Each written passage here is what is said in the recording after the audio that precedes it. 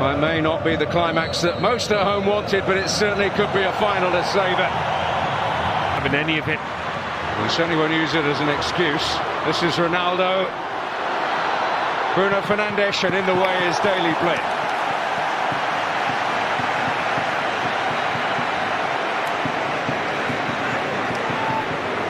Yeah, nice play, moving the ball across the pitch. Up against De Ligt here. Whenever De Ligt makes a challenge, he tends to get it right. He thought that'd bounce back off his man, but it didn't. Danilo on the charge. Here is Ronaldo. Van Dijk. And he couldn't resist that one when it bounced up in front of him.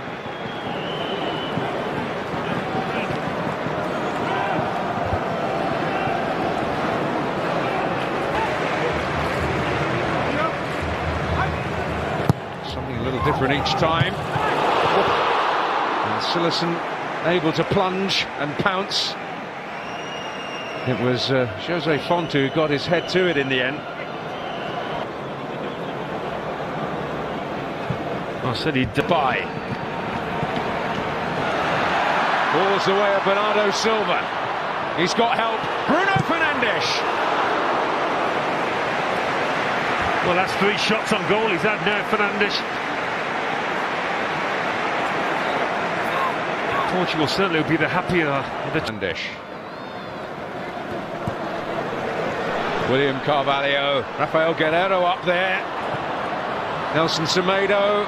Oh, it falls away. Bernardo Silva again. Bruno Fernandes. Well, he's not getting any closer. Right, you see from the expression of Bernardo Silva, they'll feel, the Portugal lads, they should be ahead by now. The positions they've got into, the opportunities they've had. It's not like they've had a... Bruno Fernandes once more. Bernardo Silva. Oh, and it was a very important challenge by De Jong. Just did enough there. Ronaldo. Away from Denzel Dumfries. It's opened up.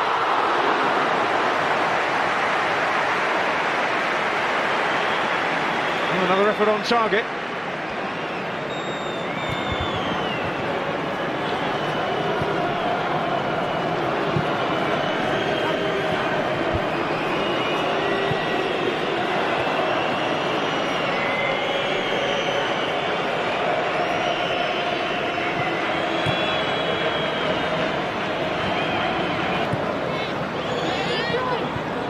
And on again, Nelson Semedo.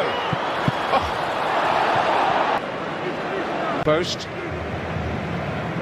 It's an interesting one tonight because only 2 centre-backs are on the pitch. Well, Portugal with less possession are certainly causing the greater threat. Ronaldo warming the hands of Jasper Cillessen. Bruno Fernandes always fancying an effort on goal, and no wonder with 33 to his name at club level this season. But at half-time in the UEFA Nations League final, it is goalless. Very interesting season at Sevilla, Quincy Promes.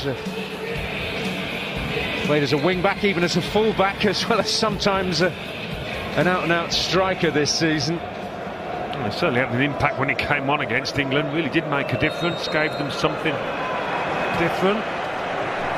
To Depay.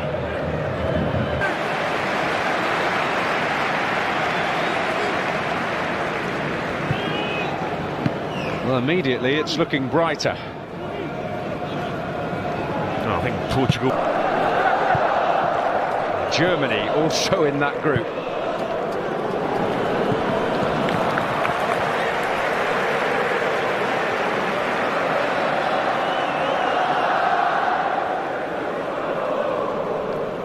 Into Ronaldo once more. He'll fall the way of Depay. Wijnaldum is onside. The flag has stayed down, but Rui Patricio produces when he needed to. Yeah, the flag's gone up now. He always waits these days, the linesman, for the move to play out. It's a really frustrating move, I think, because you never quite know. He probably knew, Wijnaldum, but he's just got to go ahead with it. And Ganesh. Van Dijk reading the situation again. He did ever so well, Ronaldo, to keep that move going. Oh, have they sprung the trap here? Bernardo Silva. Oh, an urgent action from De Ligt. You don't often see that happen. There's a big gap down that right-hand channel. He knew he was onside. Oh, and Van Dijk won the battle in there, and it was important he did. Guerrero. Ganesh. Well, very, very significant challenge there from Steven Bergwijn, and a fair one. Yeah, it made some ground, the ref, to get fairly close to it. Well, it's the Portugal. Much coveted Ajax talent. Oh, great work by Ganesh. Bernardo Silva. Ganesh! Breakthrough!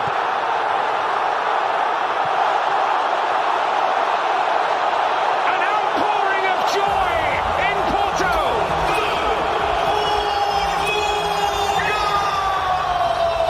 Portugal strike first in the Nations League final. And what a strike it was as well from Guedes. Beautifully struck. Right in the corner it appeared to be. The little nutmeg here that opens up the gap. It's not an easy chance by any means, and Cillessen might feel he could have done better here. But Bernardo, like he did, it is a save you would expect him to make.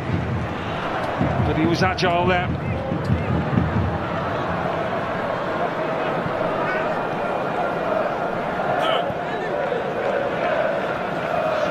Unselfish balls to teammates. Promise will get there. Daley Blind. In comes Denzel Dumfries, and Rafael Guerrero made it his. Free kick awarded in his favour, but a brave and vital piece of defending. Yeah.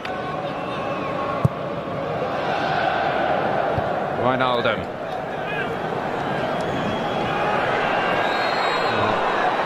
I was going to say typical William Carvalho stuff, but it does result in a free kick. Yeah, Devon saw that challenge coming. The body in the... Promise to Depay. Denzel Dumfries well forward.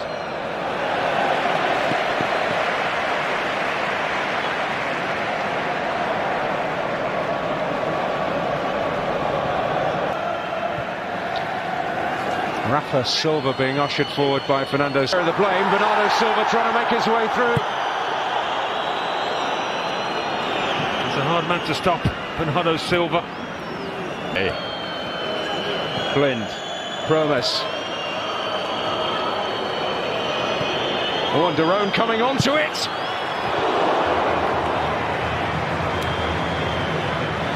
Oh, an opportunity to at least test the goalkeeper. Yeah, just to keep it down, coming onto it.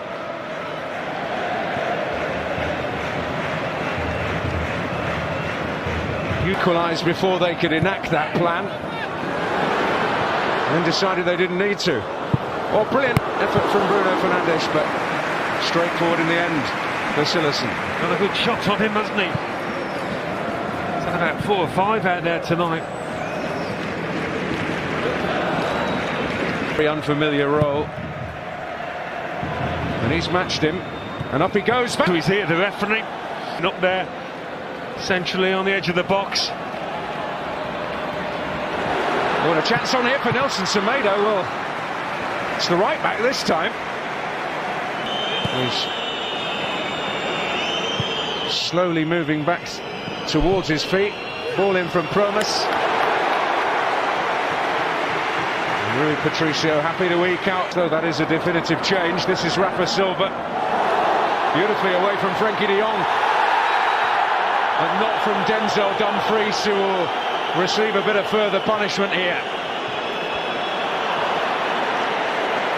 Rafa Silva shown his ability with the ball on his feet, really just moved quickly across the turf. Good close control, much of a wall. I think sometimes that's the best policy, make sure the keeper can get a decent view of it.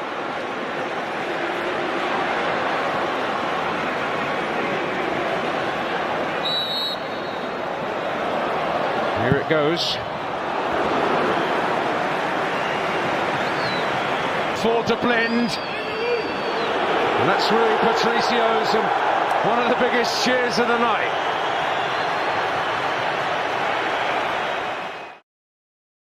What if one of the favourites to win the 2026 FIFA World Cup starts its campaign against one of the tournament's biggest underdog stories? On one side, Portugal, a team packed with world-class talent led by a football icon who's chasing one final dream before walking away from the biggest stage forever. On the other side, DR Congo, a nation that waited more than half a century to return to the World Cup and now arrives with absolutely nothing to lose. Most fans expect a comfortable Portugal victory. Most experts predict the same. But World Cups are built on moments that nobody sees coming. And if history has taught us anything, it's that football doesn't care about predictions. So could Cristiano Ronaldo begin his final World Cup journey with a statement performance? Or are the Leopards preparing to shock the football world? Let's find out. Portugal enter this tournament carrying enormous expectations. For years, people have looked at Portugal and said the same thing. They have great players, but can they put it all together? Now many believe they finally have. The reason is simple. This may be the most complete Portuguese squad ever assembled. Think about the balance of this team. In midfield, they have creativity, control, intelligence, and experience. Bruno Fernandes remains one of the most dangerous chance creators in world football. Vitinha has evolved into one of the game's most elegant midfield conductors, capable of controlling the rhythm of an entire match. Bernardo Silva brings endless movement and technical brilliance. Then there is Rafael Leao, a player capable of turning a quiet game into chaos within seconds. And behind them stands a defense loaded with quality. Ruben Diaz, Nuno Mendes, João Neves, players who can compete with anyone on the planet. But no discussion about Portugal can begin anywhere else. Cristiano Ronaldo. At 41 years old, he arrives at what is expected to be his final FIFA World Cup. Think about that for a moment. A player who debuted internationally more than 2 decades ago is still leading his nation into football's biggest tournament. Entire generations of players have come and gone during Ronaldo's career. Managers changed, tactics evolved, football transformed. Yet somehow, Ronaldo remains. For many fans, this World Cup is about more than winning matches. It's about witnessing the final chapter of one of the greatest careers football has ever seen. The question everyone is asking is simple. Can he still deliver on the biggest stage? Some critics argue Portugal are more dynamic without him. Others believe his leadership, positioning, and experience remain priceless. The truth probably lies somewhere in the middle. What nobody can deny is that Ronaldo still knows how to score goals. And in tournament football,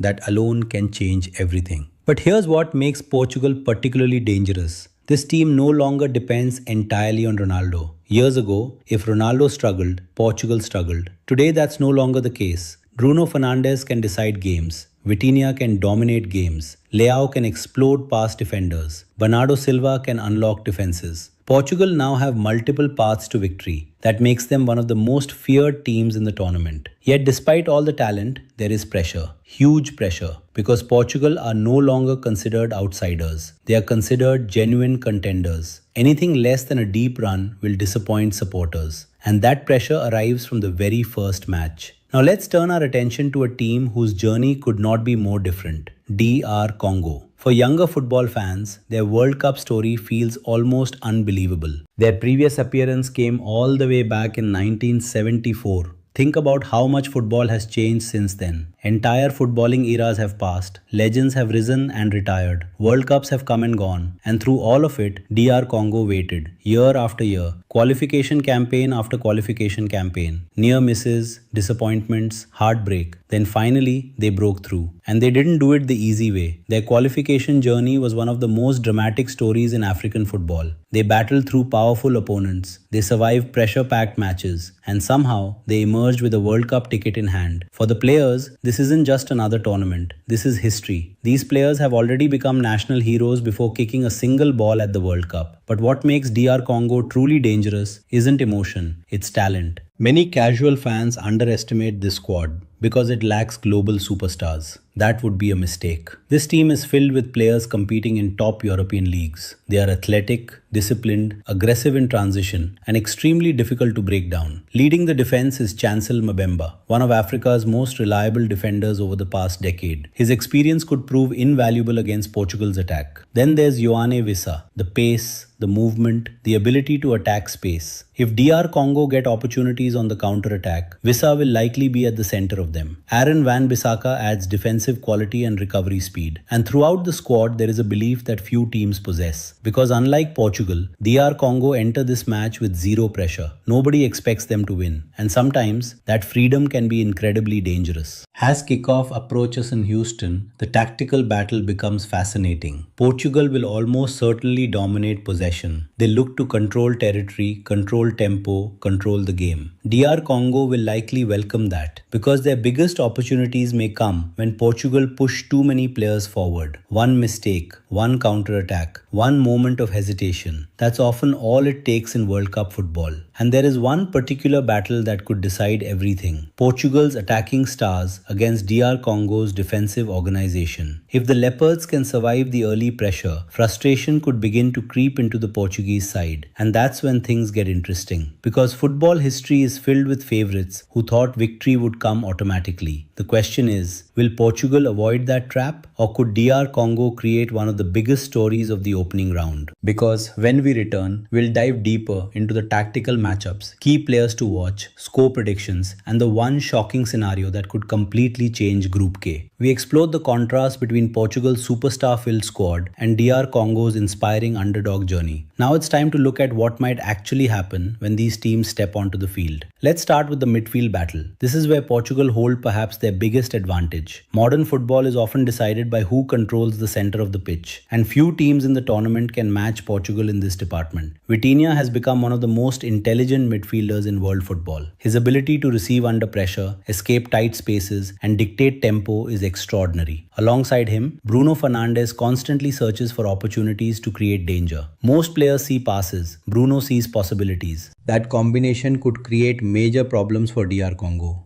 The challenge for the African side will be preventing Portugal from establishing rhythm. If Portugal settle into possession comfortably, they become extremely difficult to stop. Expect DR Congo to stay compact. Expect them to close passing lanes. Expect them to make Portugal work for every chance. And that's where patience becomes crucial. One thing tournament football repeatedly teaches us is that early goals change everything. If Portugal score within the opening 20 minutes, the game could open dramatically. DR Congo would be forced to take more risks. Spaces would appear. Portugal's attacking talent could take advantage. But if the score remains level deep into the first half, pressure begins to grow, doubt begins to appear, and suddenly the underdog starts believing. That psychological battle may be just as important as any tactical battle. Now let's talk about Cristiano Ronaldo. Because regardless of age, regardless of form, regardless of debate, all eyes will be on him. Every touch, every shot, every movement will be analyzed. This tournament carries special significance. Football fans know they are watching the final World Cup appearance of an icon. Players often rise to extraordinary levels during moments like these, and Ronaldo has built his entire career on proving doubters wrong. A goal in this match would not simply help Portugal win. It would become another chapter in one of football's greatest stories. Yet there is another player who could quietly become Portugal's most important performer, Vitinha. Many casual fans focus on Ronaldo. Many focus on Bruno Fernandes. But Vitinha might be the engine that powers everything. If he controls the midfield, Portugal control the match. It's that simple. For DR Congo, the key man may be Yoane Wissa. Against stronger opponents, chances often arrive in limited numbers. When they come, they must be taken. Vissa's pace and directness offer the most realistic route toward an upset. If Portugal's defensive line pushes high, he could find the space needed to create something special. Another fascinating factor is emotion. Portugal are expected to win. DR Congo are expected to compete. Those expectations create completely different mental environments. Portugal carry pressure. DR Congo carry freedom. And throughout World Cup history, freedom has produced some remarkable surprises. Remember, the World Cup is not simply a competition of talent. It's a competition of belief. Some of the greatest shocks ever witnessed happened because one team believed while the other assumed. That is why Portugal cannot afford complacency, not even for a moment. Now let's make a prediction. On paper, Portugal possess superior quality in almost every area. They have more experience at the highest level,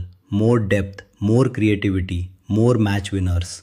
Over 90 minutes, those advantages are difficult to ignore. However, DR Congo are unlikely to make things easy. Expect a disciplined defensive performance. Expect physical battles. Expect moments where Portugal are forced to remain patient. The first half could be tighter than many expect, but eventually Portugal's quality should begin to tell.